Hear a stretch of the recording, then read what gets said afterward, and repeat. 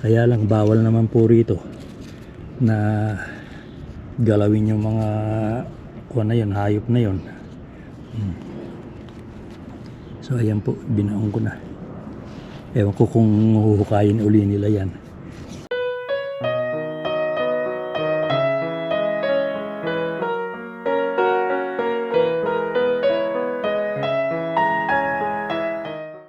Mga ka-senior, kanina pong nagche-check ako nitong mga halaman ko, napansin ko itong aking patatas meron pong ibang laman na nakaalsa. Yung po bang nahukay nung kasalukuyang nag-uulan na ibinaba ko yung aming spout, yung labasan ng tubig, dito ko pinatama sa garden. Sa pagitan po nung dalawang puno ng patatas ko inilagay, ayun nga po nahukay. At ipapakita ko po sa inyo kung ano ang itsura nung patatas na lumitaw sa lupa.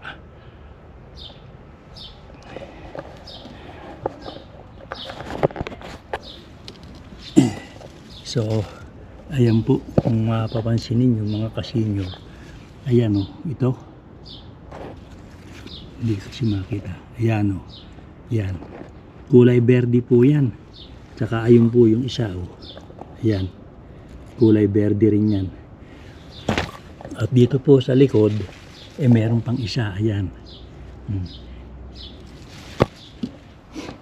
So ngayon po tatabunan ko at makita kung yung mawawala pa yung kulay berde na yon. At yun nga po ang nasabi ko na doon sa mga una kong vlog, na yung nabasa ko hindi raw po maganda sa health ng tao pag kinain yon. So tatabunan ko po ngayon at malaman kung yun magbabago pa ang kulay pagka naibaon sila sa lupa. So ayan po, dyan po nanggaling yung lupa na nahukay. Diyan ko po pinatulo yung spout na yung nanggagaling sa taas ng bahay namin, na para yung tubig magtuloy-tuloy sa lupa. So ito po kukunin ko uli, huhukayin ko uli para matabunan itong mga puno na itong mga laman ng patatas na nagsilitaw.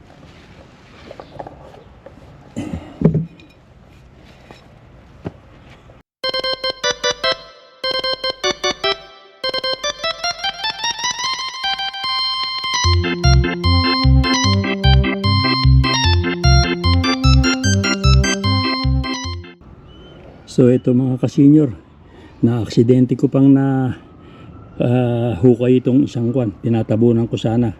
So ayan, tinamaan ko nung aking pantabon. So natanggal doon sa pagkakabit doon sa puno nung patatas. So ito ipapasok na lang. Ayan po, yan ang kulay berde o. Tapos yung sa nakabaon sa lupa, yan naman ang kulay.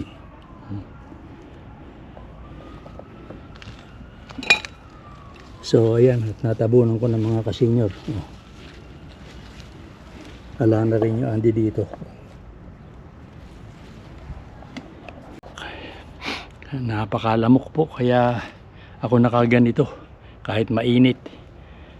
Mga ka-senior, itinaas ko muna itong spout na sinasabi ko sa inyo. Total ilang araw nang hindi umuulan. Kaya itinali ko muna at saka ko nalang ibababayan pagka umulan uli. Kasi bawal po kasi pagka dito tumatapon pagka dito dyan tumapon dito sa malapit sa bahay, dyan po nagkakaroon ng pagbaha yung mga basement. Dahil pagka masyadong matagal yung ulan nagiging po yung saturated yung lupa sa tabi ng bahay at doon po umaagos papasok yung tubig. Sige po, at papakita ko naman sa inyo yung aking mga labanos na ewan ko kung pwede na rin sigurong anihin yun. Yung kulay pula po at saka kulay puti na labanos. Ayan, ito mga ka-senior, yung mga labanos na kulay pula na dito ko itinanim sa aking fire pit. Ang tingin ko po malalaki-laki na, kaya hindi ko alam kung kailan ko ito bubunutin. Papakita ko po sa inyo. So ayan po, ayan. May laman na po sila lahat. So ayan.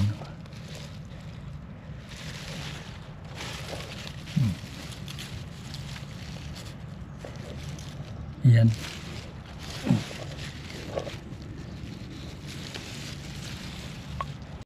So ayan po yung aking labanos na pula. Kaunti lang naman po yan. Baka siguro meron namang mga 20 piraso. Ayan. At ipapakita ko rin sa inyo yung aking labanos naman na kulay puti. So ayan naman po yung labanos na kulay puti. Ayan o. Ayan naman po yung laman niya o. Ayan. May malalaki, may maliliit. Ayan o. Ayan po. Ewan ko kung pwede na yung anihin. Hindi ko rin alam. Pero kulang pa po sa kwan yan. Kumbaga kulang pa po sa araw na dapat anihin. So yun lang po mga kasenyor. At susubukan kong damuhan itong paligid nitong labanos hanggang medyo hindi pa kainitan yung sikat ng araw. So ayan mga kasenyor, ito po ang may gawa nito, yan hinuhukay nila yung mga laman ng mga tulips ni Mrs. So ayan, ang may gawa po niyan ay yung mga squirrel na lumilibot dito sa aking bakuran. Yan po, kinakalkal nila hinuhukay nila yung mga puno ng tulips. Tsaka inyaahon po itong laman. Kasi po may laman yung mga tulips na yan. Ngayon, ganyan lang naman po. Hindi naman nila kakainin. Kamukha po nito, ayan, may kagat o. Ganyan lang. Titingnan siguro kung baka masama lasa para sa kanila. So, ito po ibabaong ko uli para sa susunod na summer next year tumubo sila. So ibabaon ko po uli. Buwisit po yung mga squirrel na yun. Kaya nga po sana gusto kong painan ng kwan ng laso no kwan. Kaya lang bawal naman po rito na galawin yung mga kwan na yun, hayop na yun. So ayan po, binaon ko na. Ewan ko kung huhukayin uli nila yan.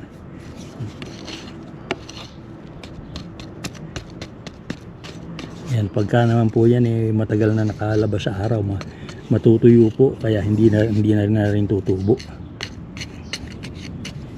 Tapos itong iba dito ko na sa tabi ilalagay siguro.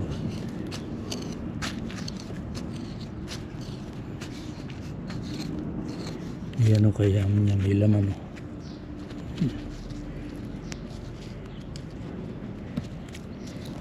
Dito ko nila ilalagay.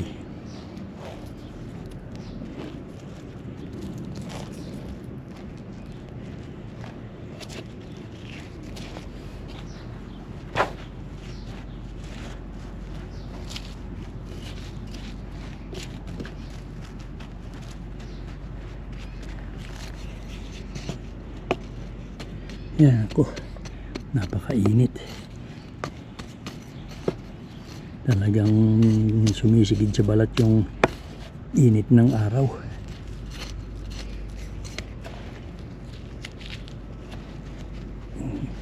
Tama na po yan.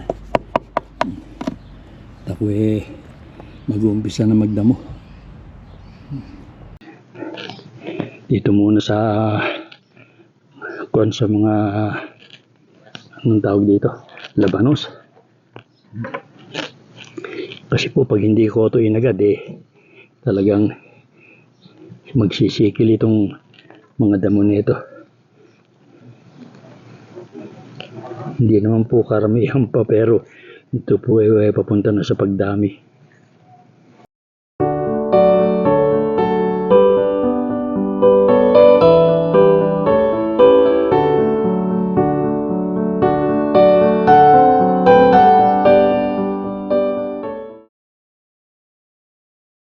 So ito naman po yung aking mga sukini.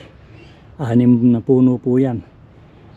Kinukuhanan ko na rin ng bulaklak. Nakuha ko na po kanina ng umaga yung mga bulaklak niya. Awa ng Diyos, lumaki naman nung pong nag-araw. Ilang araw na po. Ito po, ito bubuka ito siguro mamayang gabi o bukas. Ayan. Ayan, ito pa po yung isa. So ayan po mga kasenyor, at ako po ay nag-alis na nung aking suot na pang protekto sa lamok sana.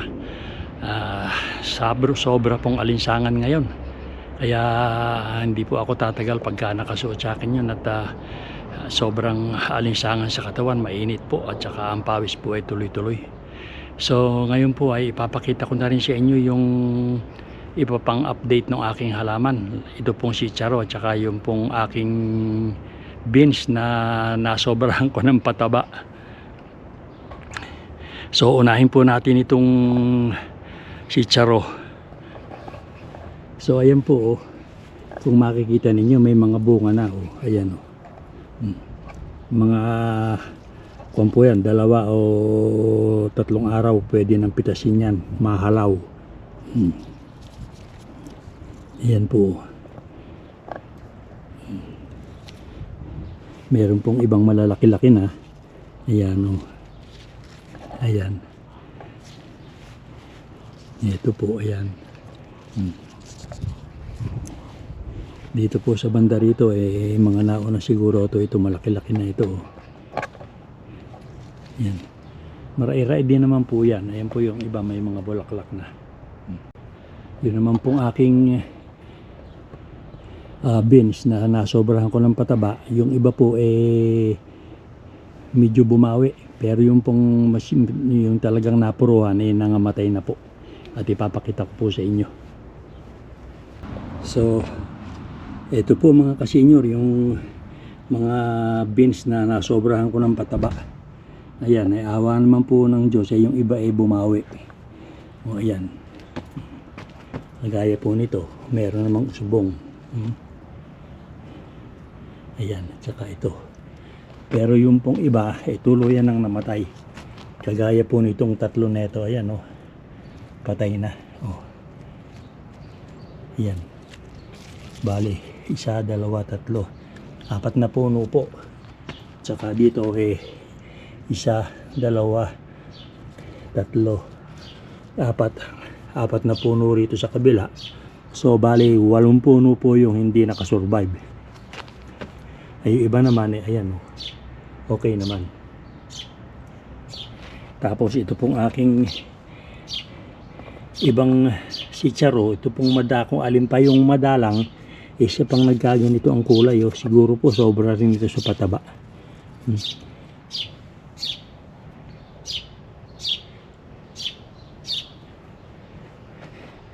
Ito naman pong mustasa ko, ayan, at lumaki rin ng gumanda rin. Awa ng Diyos malaki-laki, pwede na rin bunutin ito pagka kaya nga lang po, ayan namumulaklak na iba, kaliliit pa ayan ito naman pong tira ng aking beans na binili. Ayan din, at meron na ring mga buko. Ayan. 3 puno po yung natira na yan. Ayan mga kasenyor. Meron na rin palang bunga. Ayan. Ito po yung bunga. So ito po tutulusan ko to para po huwag mabuwal pagka nagbunga, dahil mga payat po sila. So yun lang po mga kasenyor, at ako magdadamo-damo pa ng kaunti at papasok na rin sa loob ng bahay, at sobra pong alinsangan. Kuha na po ngayon, mag-aalas 11 ng tanghali.